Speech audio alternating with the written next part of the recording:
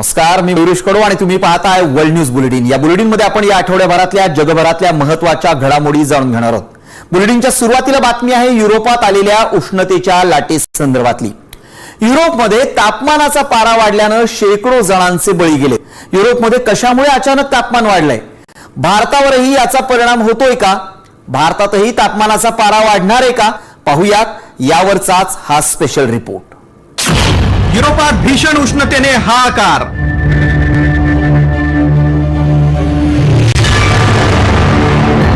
उष्णतेने युरोपमध्ये 1300 जणांचा बळी।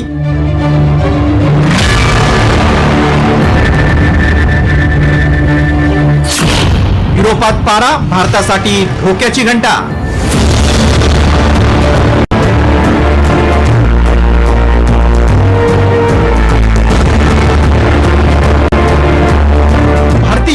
युरोपमध्ये थंड वातावरणाचा आनंद घेण्यासाठी जात असतात, मात्र थंड सोडा युरोपातल्या देशांमध्ये यंदा उष्णतेचा हाहाकार सुरू आहे।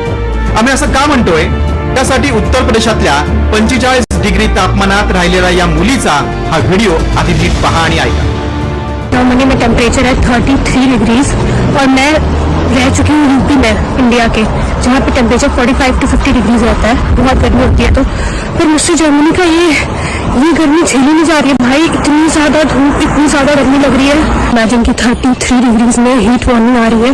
बहुत ज्यादा गर्मी है, बहुत ज्यादा। ओह माय गॉड, कब बीतेगा? अभी एक हफ्ते ऐसे ही वेदर रहने वाला है। ऐकलं?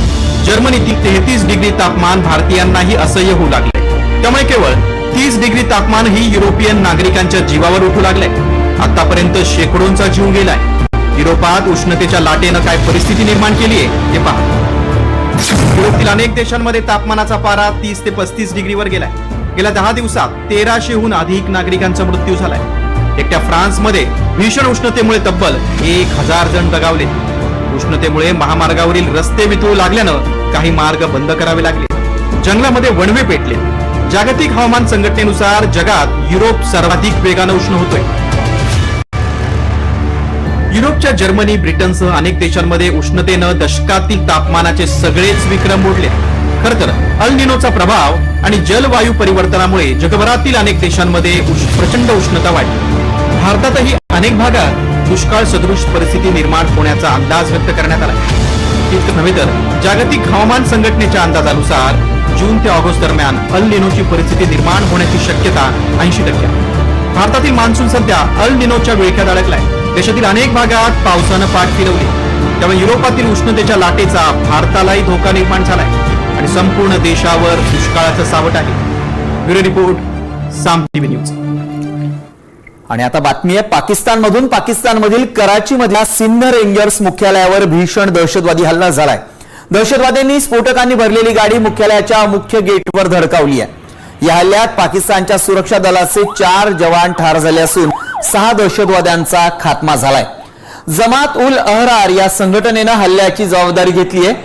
ही संघटना पाकिस्तानातील अफगाणिस्तानच्या सीमेलगत खैबर पख्तूनख्वा प्रांतात सक्रिय मानली जाते।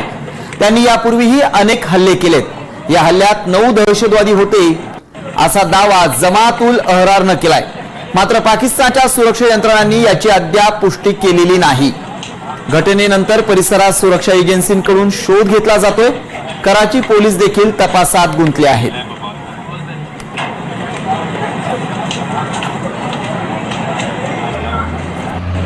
नेपाळमध्ये जेनझी आंदोलनाच्या लाटेतून सत्तेवर आलेले पंतप्रधान बालेन शाह यांच्या सरकारनं 100 दिवस पूर्ण केलेत। आंदोलनाच्या ताकदीवर सत्तेत आलेले ते जगातले पहिले पंतप्रधान म्हणून ओळखले जातात। या 100 दिवसात त्यांनी नेपाळमध्ये अपेक्षित कामगिरी केली आहे का? नेपाळी जनतेच्या मनात बालेन शाह यांनी खऱ्या अर्थानं स्थान मिळवलंय का? पाहूयात त्यावरचाच हा स्पेशल रिपोर्ट। नेपाळमध्ये बालेन शाह सरकारची 100री।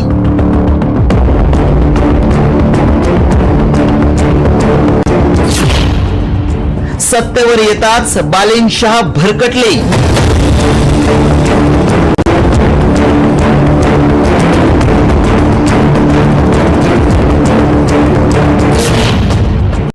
जेनझींना दिलेल्या आश्वासनांचं काय झालं?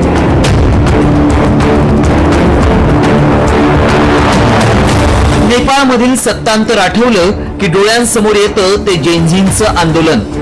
देशातली तरुणाई प्रस्थापितांविरोधात रस्त्यावर उतरली आणि भ्रष्ट नेत्यांना पळताना गोळी केली. त्यानंतर नेपाळमध्ये जेनझी आंदोलनाच्या लाटेतून सत्तेवर आलं पंतप्रधान बालेन शाह यांचं सरकार. त्यांच्या सरकारला 100 दिवस पूर्ण होत आहेत. जेनझी आंदोलनाच्या ताकदीवर सत्तेत आलेले जगातले पहिले पंतप्रधान म्हणून त्यांच्याकडे पाहिलं गेलं. एप्रिल 2026 मध्ये टाइम मॅगझिननं जगातील 100 सर्वात प्रभावशाली व्यक्तींच्या यादीतही त्यांच्या नावाचा समावेश केला. मात्र त्यांचं 100 दिवसांचं रिपोर्ट कार्ड पाहिल्यानंतर बालेन शाह आश्वासनांची पूर्तता करताना दिसत नाही. बालेन यांनी 100 दिवसात 100 कामं पूर्ण करण्याचं आश्वासन दिलं होतं. यापैकी केवळ 36 कामं पूर्ण झाली आहेत. म्हणजे 64 आश्वासनं अपूर्ण आहेत. वेळेत पूर्ण झालेल्या कामांची संख्या केवळ 3 आहे. जेनझींना दिलेल्या आश्वासनांचीही ते पूर्तता करू शकलेले नाहीत. त्यामुळे जेनझींनाही सरकारची कामगिरी अत्यंत कमकुवत वाटतीये. एका महिन्याच्या आतच 2 मंत्र्यांनी राजीनामा दिलाय. काठमांडूसह अनेक भागात अतिक्रमणांविरोधात मोहीम राबवण्यात आली. लाखो भूमिहीनांचं पुनर्वसन आणि नुकसान भरपाईची प्रक्रिया संथ गतीनं सुरू आहे.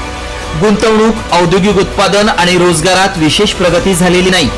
महसूल संकलनही अपेक्षेपेक्षा कमी राहिलंय. ई बिलिंग आणि बँकिंग रेड फ्लॅग सिस्टम रखडली आहे. बालेन यांच्या RSP पक्षानं 275 जागांपैकी 182 जागा जिंकून देशाच्या इतिहासातील दुसरा सर्वात मोठा जनादेश मिळवला होता.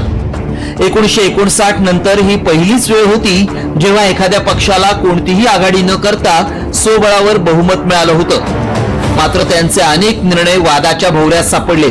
विशेषतः बालेन शाह यांच्या भूमिकेमुळे भारत नेपाळ संबंधांवर विपरीत परिणाम झाल्याचं बोललं जातंय. तज्ञांच्या म्हणण्यानुसार बालेन शाह यांच्या 100 दिवसांच्या कारकिर्दीत भारत नेपाळ संबंध बिघडलेत. भारताशी संबंधित अनेक आघाड्यांवर तणाव निर्माण झालाय. नेपाळी नागरिकांनी भारताकडून 100 रुपयांपेक्षा जास्त किमतीचं सामान आणल्यास त्यावर कर लादण्यात आला. दार्चुला कालापानीबाबत ब्रिटनकडे पुरावे मागण्यात आले आणि कैलास मानसरोवर मार्गाबाबत भारत आणि चीनला डिप्लोमॅटिक नोट पाठवल्यामुळे सीमावाद उफाळून आला. भारतातून फळं आणि भाज्यांच्या आयातीबाबत कडक नियम लागू करण्यात आले. बालेन शाह यांच्या यशाबाबत बोलायचं झाल्यास सत्तेवर येताच माजी पंतप्रधान KP शर्मा ओली आणि माजी गृहमंत्री रमेश लेखक यांना अटक करण्यात आली. अनेक व्यावसायिक आणि माजी अर्थमंत्री विष्णू यांच्यावरही कारवाई झाली. त्यांनी मंत्रालयांची संख्या कमी केली. प्रत्येक मंत्रालयासाठी परफॉर्मन्स इंडिकेटर लागू केला. नागरी सेवकांसाठी आचारसंहितेचा मसुदा तयार केला. 1,500हून अधिक राजकीय नियुक्त्या रद्द केल्या. परीक्षेचे निकाल वेळेत जाहीर झाले. ग्रेडिंग सिस्टम बदलली. ऑनलाईन सट्टेबाजीचे प्लॅटफॉर्मही बंद करण्यात आले. मात्र असं असलं तरी बालेन शाह यांनी दिलेल्या 100 कामांच्या आश्वासनांची अद्याप पूर्तता झालेली नाही. आता येत्या काळात बालेन शाह कोणती भूमिका घेतात, त्यांची कारकीर्द नेपाळी जनतेसाठी आश्वासक ठरते का हे पाहणं महत्त्वाचं ठरणार आहे. Report Saam TV news. आता बातमी आहे अमेरिका आणि इराण बाबतची. तीव्र संघर्षानंतर अमेरिका आणि इराण परस्परांवरचे लष्करी हल्ले रोखण्यास सहमत झालेत. आता दोन्ही देशांदरम्यान चर्चा होणार आहे. कतारची राजधानी दोहामध्ये चर्चेसाठी दोन्ही देश एकत्र येतील. युद्धविराम टिकवण्यासाठी मंगळवारी दोहामध्ये महत्त्वपूर्ण बैठक होईल. यात मुख्यत्वे होर्मुझ जलमार्गावरचा वाद आणि व्यापारी जहाजांच्या सुरक्षित वाहतुकीबाबत तांत्रिक चर्चा केली जाईल. या युद्धात दोन्ही देशांचं अतोनात नुकसान झालंय. युद्धाचा फटका भारतासह अनेक देशांना बसलाय. त्यामुळे दोहामध्ये होणाऱ्या चर्चेत काय तोडगा निघतो याकडे संपूर्ण जगाचं लक्ष असेल.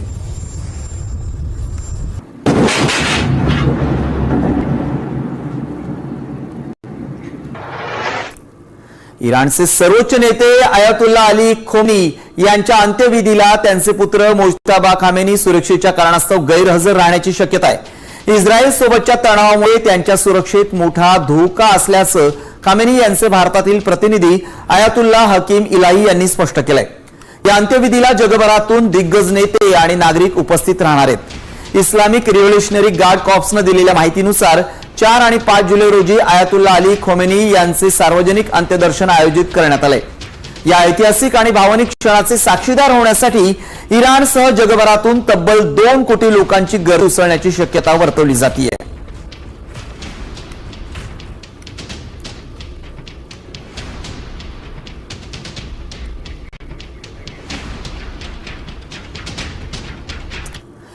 प्रेमाचं भूत डोक्यावर असेल तर माणूस काय करेल याचा नेम नाही. आतापर्यंत तुम्ही पाण्याखाली किंवा आकाशात लग्नगाठ बांधल्याची अनेक उदाहरणं पाहिली असतील, पण न्यूयॉर्कमध्ये जे काही घडलं ते पाहून तुमच्याही पायाखालची वाळू सरकेल. इथे एक जोडपं चक्क एका सर्वात उंच इमारतीच्या टोकावर पोचलं आणि विशेष म्हणजे तिथंच त्यांनी साखरपुडा केला. काय आहे हा सगळा प्रकार, चला पाहूया.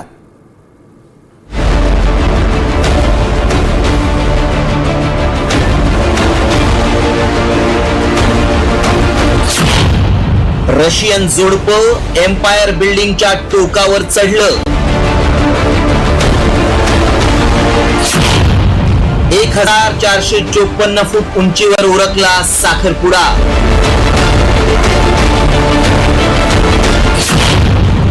लग्नाच्या बेडीत अडकण्यापूर्वीच जोडप्याला अटक. हे कुणी दहशतवादी किंवा माथे फिरून नाही, तर हे आहे प्रेमी युगुल, लव्हर्स. साखरपुडा करण्यासाठी त्यांनी अशी जागा निवडली आहे ज्याचा कुणी स्वप्नातही विचार करू शकत नाही. एक रशियन जोडपं आहे. 32 वर्षांचा इवान बिरकुस आणि 33 वर्षांची अँजेला निकोलाऊ यांनी हा स्टंट केलाय. न्यूयॉर्क सिटी मधील एम्पायर स्टेट बिल्डिंगचं टोक गाठत त्यांनी प्रेमाच्या आणाभाका घेतल्या. तब्बल 1454 फूट उंचीवर जाऊन त्यांनी आपला साखरपुडा आटपून घेतला. इवाननं गुडघा टेकून अँजेलाच्या बोटात अंगठी घातली. त्यानंतर दोघांनी एकमेकांना किस देखील केला. दोघेही या इमारतीवर जवळपास 10 मिनिटं होते. हवेत भावी आयुष्याची स्वप्न रंगवणाऱ्या या जोडप्याचा आनंद फार काळ टिकला नाही, कारण पोलिसांनी या रशियन कपलला लगेचच अटक केली. या जोडप्यानं आपल्यासोबत एक काळ्या रंगाचं मोठं कापडी बॅनर देखील नेलं होतं. त्यांनी इमारतीच्या शिखरावर पोहोचल्यानंतर हे बॅनर तिथल्या लोखंडी स्ट्रक्चरला बांधलं. त्यावर लिहिलं होतं, प्रेमाची ताकद ही ताकदीच्या प्रेमावर मात करते, त्याला शांतता म्हणतात. या रशियन जोडप्यानं काळ्या रंगाचे स्ट्रीटवेअर स्टाईल कपडे घातले होते. दरम्यान पोलीस कमिशनर जेसिका टिंच यांनी पोलीस अधिकाऱ्यांचे बॉडी कॅमेरा फुटेज रिलीज केले. अर्थात या जोडप्यानं कुणालाही इजा पोहोचवलेली नाही, मात्र त्यांचं हे कृत्य जीवघेणं ठरू शकलं असतं. भविष्यात अशा प्रकारे कुणीही स्टंट करू नये म्हणून पोलिसांनी या जोडप्याला आता जेलमध्ये पाठवलंय. त्यामुळे प्रेमाच्या नादात तुम्ही असं कुठलंही चुकीचं पाऊल उचलू नका. नसतं धाडस तुमच्या जीवावर बेतू शकतं, नाहीतर तुम्हालाही जेलवारी नक्कीच घडू शकतं. Report, Saam TV news. पुढची बातमी आहे अमेरिकन सर्वोच्च न्यायालयाच्या एका ऐतिहासिक निर्णयाची. अमेरिकेच्या सर्वोच्च न्यायालयानं जन्मजात नागरिकत्व कायदा कायम ठेवत राष्ट्राध्यक्ष डोनाल्ड ट्रम्प यांना मोठा दणका दिलाय. न्यायालयानं जन्मसिद्ध नागरिकत्व मर्यादित करणारा ट्रम्प यांचा कार्यकारी आदेश रद्द केलाय. 6-3 अशा बहुमतानं हा निर्णय घेण्यात आला असून अमेरिकन संविधानाच्या 14व्या घटना दुरुस्तीनुसार अमेरिकेत जन्मलेल्या प्रत्येकाला नागरिकत्वाचा हक्क आहे असं न्यायालयानं स्पष्ट केलंय. ट्रम्प यांचं स्थलांतरण धोरण कोर्टानं रद्द केलंय.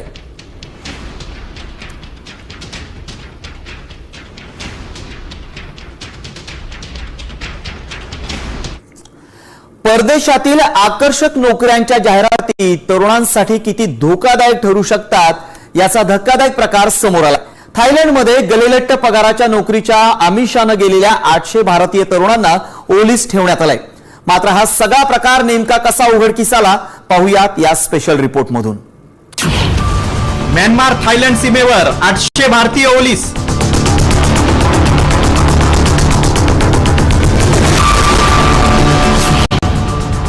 नोकरीचा आमिष, 25 मराठी तरुण छळछावणीत.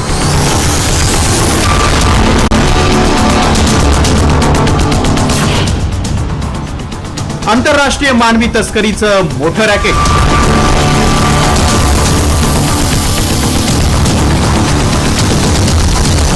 लाखोंच्या पगाराचा आमिष दाखवून आंतरराष्ट्रीय मानवी तस्करी करणाऱ्या मोठ्या रॅकेटचा पर्दाफाश झालाय. तब्बल 800 भारतीय तरुणांना म्यानमार आणि थायलंडच्या सीमेवर ओलीस ठेवण्यात आल्याचा धक्कादायक प्रकार उघडकीस आलाय. विशेष म्हणजे या छळछावणीत महाराष्ट्रातले तरुणही डांबलेले आहेत. मात्र हा सगळा प्रकार उघड झाला तो बीडच्या एका तरुणाच्या फोन कॉलमुळे. या तरुणानं आपल्या मित्राला फोन करून नेमकी काय माहिती दिली ऐका. काय झालं मला? इथं 500 ते 600 पोरं आम्ही अडकून आहे. बँकॉकला आलो मी. बँकॉकला आल्यानंतर एक गाडी आली नाही. गाडीमध्ये आलं की गाडीमध्ये बसून बसवलं, गाडीमध्ये बसवलं की डोक्याला गन वगैरे लावून सगळं पासपोर्ट वगैरे तुझ्या गोष्टी काढून ठेवलं, काय बोलतात आलं नाही. तसंच हे करत करत 2-3 दिवस ट्रॅव्हलिंग करत करत म्यानमारला आणलं इलिगली, आणून काम करू शकत. ऑनलाईन स्कॅमचे वगैरे काम करायला लावून देतं, असं काम जर नाही केलं आणि त्याचं जेवाय देत नाही तर करंट देतात, डायरेक्ट बंदूक देतात. किती पोराला तर मारून बी टाकलं. पोरग होतं ते. महाराष्ट्रातले किती पोरं असतील? महाराष्ट्रातले इथं 20 ते 30 पोर आहेत. संगीताच्या ह्याच्यावर मी त्यांचे पासपोर्ट पाठवलेले. बरोबर, ठीक आहे, चालतं. बघू आपण करू काहीतरी मदत, बोलतो मी घरी. ठीक आहे, चालतं. काळजी करू नका. फोटो वगैरे पाठवतो सगळं, कसं आलं होतं कसं नाही, सगळं लय पोर येत रे, डायरेक्ट मारून टाकतात तुम्हाला काय झालं. फोन करून अमानुष अत्याचाराचा थरकाप उडवणारा हा अनुभव बीडच्या तरुणानं सांगितलाय. यामुळे आंतरराष्ट्रीय मानवी तस्करी रॅकेट समोर आलाय. म्यानमार आणि थायलंडच्या सीमेवर ओलीस असलेल्या भारतीयांसोबत नेमकं काय घडतंय पाहूया. थायलंडमध्ये नोकरीचं आमिष दाखवून 800 भारतीय म्यानमारमध्ये ओलीस आहेत. त्यामध्ये महाराष्ट्रातील 25 तरुणांचाही समावेश आहे. फेसबुक जाहिरातीद्वारे बीडच्या 24 वर्षीय तरुणाला बँकॉकमध्ये दरमहा 70,000च्या पगाराचं आमिष दाखवण्यात आलं. बँकॉकमध्ये पोहोचताच म्यानमार सीमेवरील जंगलात नेऊन त्याचा पासपोर्ट आणि इतर कागदपत्र काढून घेण्यात आली. लहान खोलीत कोंडून बंदुकीच्या धाकावर सायबर फसवणुकीची त्याच्यावर सक्ती करण्यात आली. नकार देणाऱ्या तरुणांना विजेचे शॉक आणि अमानुष मारहाण करण्यात आली. 3 भारतीयांना गोळ्या घातल्या. पीडित तरुणाच्या फोनमुळे ही मानवी तस्करी उघड झाली. साहेब, पोलिसांचं म्हणणं आहे की आम्ही परराष्ट्र मंत्रालयाशी संपर्क साधलेला आहे, पत्रव्यवहार केलेला आहे, काय ते आपल्या वरिष्ठांना विचारून लवकरच पुढे केसची प्रगती करत राहू. माननीय मुख्यमंत्री देवेंद्र फडणवीस साहेब, उपमुख्यमंत्री एकनाथजी शिंदे साहेब यांना माझं एवढंच म्हणणं आहे की आपल्या जी महाराष्ट्रातील जी तरुण आहेत, जी देशातील तरुण आहेत, त्यांना सुखरूप आपल्या मायदेशी परत आणण्यासाठी आम्हा कुटुंबांना सर्वांना मदत करावी एवढीच माझी विनंती राहील. दरम्यान म्यानमार सीमेवर ओलीस असलेल्या भारतीयांची सुटका करण्याची मागणी केंद्र सरकारकडे केली जाते. राष्ट्रवादी शरद पवार गटाच्या खासदार सुप्रिया सुळेंनी परराष्ट्र खात्याकडे हस्तक्षेप करण्याची मागणी केली. मिनिस्ट्री ऑफ एक्सटर्नल अफेअर्स यांची नेहमीच मदत होत असते. तुम्हाला आठवत असेल 2 दिवसापूर्वी काठमांडूला आपले काही लोक अडकले होते आणि तातडीने मिनिस्ट्री ऑफ एक्सटर्नल अफेअर्स आणि जयशंकरजींनी त्यांच्या डिपार्टमेंटनी मदत केली आणि आपल्या लोकांना आता व्हिसा मिळून ते कैलास मानसरोवराला जाणार आहेत. तशीच परिस्थिती इथे. माझा विश्वास आहे की कधीतरी आपण सगळ्यांनी, जेव्हा आपल्या भारतीयाचा प्रश्न येतो तेव्हा आदरणीय पवार साहेबांचं नेहमीच म्हणणं आहे की राजकारण होत राहील. जेव्हा देशाचा प्रश्न येतो किंवा आंतरराष्ट्रीय पातळीवर देशाचा प्रश्न येतो तेव्हा देशाचं ऐक्य आणि देशाच्या बद्दल आपण सगळ्यांनी एका स्वरातच बोललं पाहिजे. तर दुसरीकडे या प्रकरणात बीडच्या सायबर पोलीस ठाण्यात गुन्हा दाखल करण्यात आलाय. बीडच्या पोलीस अधीक्षकांनी याबाबतची माहिती परराष्ट्र मंत्रालयाला दिली. आता या तरुणांची सुटका कधी आणि कशी होणार असा प्रश्न नातेवाईकांना पडलाय. मात्र गलिलठ्ठ पगाराच्या आमिषानं परदेशात भारतीयांना पोलीस ठेवण्याचा हा काही पहिलाच प्रकार नाही. गुजरातच्या एका ठगानं म्यानमारमध्ये नोकरीचं आमिष दाखवून राजस्थानमधील अनेक तरुणांना गंडवलं होतं. खरं तर परदेशात जाऊन नोकरी करून जास्त पैसे कमवण्याचं सर्वांचं स्वप्न असतं. मात्र आता नोकरीची ही ऑफर तुमच्या फायद्याचीच असेल असं नाही. त्यामुळे अशा फसव्या जाहिराती पाहून परदेशात जाताना योग्य ती खबरदारी घ्या. Bureau report, Saam TV news.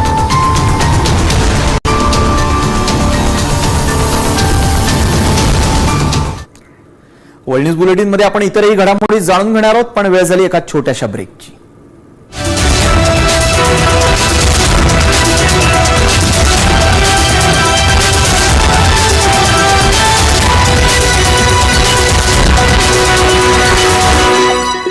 Break नंतर आपलं पुन्हा एकदा स्वागत. आता जगभरातल्या इतरही घडामोडी पाहूयात, अर्थात झटपट.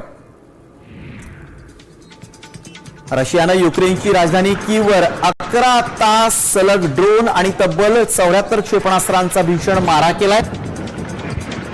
या भीषण हल्ल्यात एका चिमुरडीसह 18 जणांचा मृत्यू झाला असून 90 पेक्षा जास्त नागरिक जखमी झाले. रशियानं निवासी इमारतींना लक्ष्य केल्यामुळे मोठं नुकसान झालंय. तेल शुद्धीकरण प्रकल्पांवरील हल्ल्याचा बदला म्हणून ही कारवाई केल्याचं रशियानं म्हटलंय.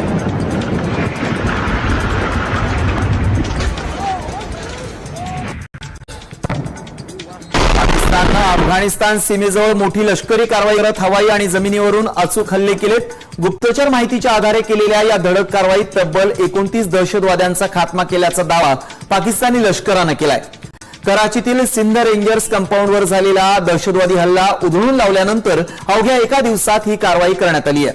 त्यामुळे सीमा भागात प्रचंड तणाव वाढलाय.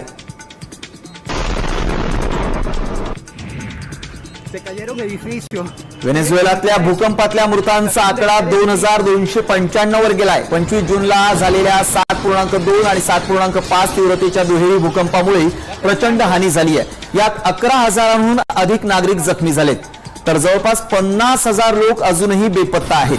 ढिगाऱ्याखाली अडकलेल्या नागरिकांसाठी युद्धपातळीवर शोध मोहीम आणि बचाव कार्य सुरू आहे.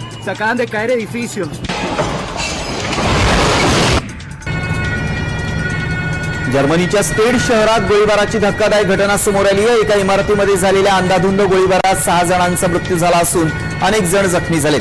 पोलिसांनी तत्काळ कारवाई करत 2 संशयितांना अटक केली आहे. कडक कायदे असूनही झालेल्या या थरारामुळे संपूर्ण परिसरात सध्या प्रचंड खळबळ उडाली आहे.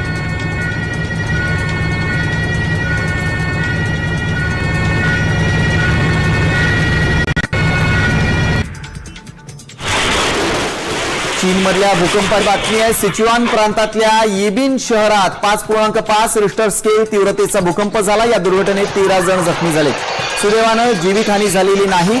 सुरक्षिततेसाठी या ठिकाणी सुमारे 200 नागरिकांना तातडीनं सुरक्षित स्थळी हलवण्यात आलंय.